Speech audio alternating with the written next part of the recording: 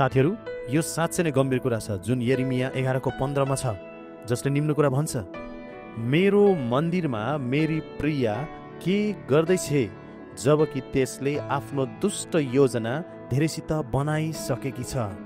के अर्पण गरिएका मासुहरूले तिनीहरूको दण्ड परसम्म सार्न सक्छन्? जब तिमीहरू दुष्ट काममा लाग्छौ तब तिमीहरू हर्षित हुन्छौ। मानिसहरू सबै गलत छन्। प्रभुले कसैलाई चोट पुर्याउन चाहनुहुन्न, तर परमेश्वरले अनुशासन दिनुहुन्छ। तर अनुशासनमा परेका मानिसहरूलाई सङ्कष्टबाट गुज्रिरहेको देखेर तिनीहरू आनन्दित हुन्छन्। तिनीहरूलाई थाहा छैन कि तिनीहरू ख्रीष्टमा फर्किनेछन्, पश्चाताप गर्नेछन् र आशिषित हुनेछन्।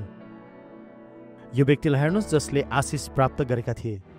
म सक्दिनँ थिएँ, यो गर्न सक्नुहुन्थेन, के गर्न सक्नुहुन्थेन? हेर्नुहोस्, यो प्रभु तपाईँको जिम्मा हुनुहुन्छ साथी। तपाईँ पहिला के गर्न सक्नुहुन्थेन? के तपाईँ अहिले निको हुनुभयो?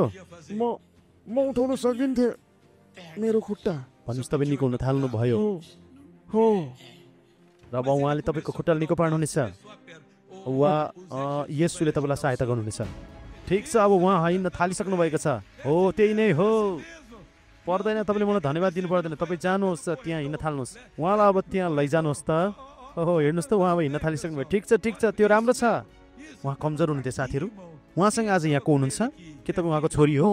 उहाँलाई के भएको थियो? उहाँलाई स्ट्रोक भएको थियो, जसको कारण उहाँ मात्र हिँड्न सक्नुहुन्थ्यो। पापा अब आफै हिँड्न थालिसक्नु भयो। के तपाईँ अब खुसी हुनुहुन्छ? म धेरै खुसी ठिक छ, अब हिँड्दै यहाँ हिँड्नुहोस्। तपाईँ विश्वासको मान्छे हुनुहुन्छ।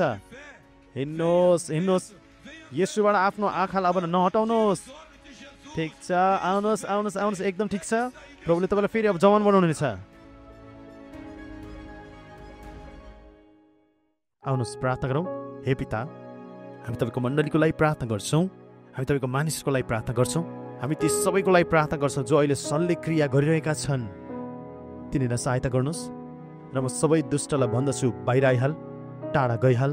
येशूको नाउँमा प्रभुले आशिष दिउन्।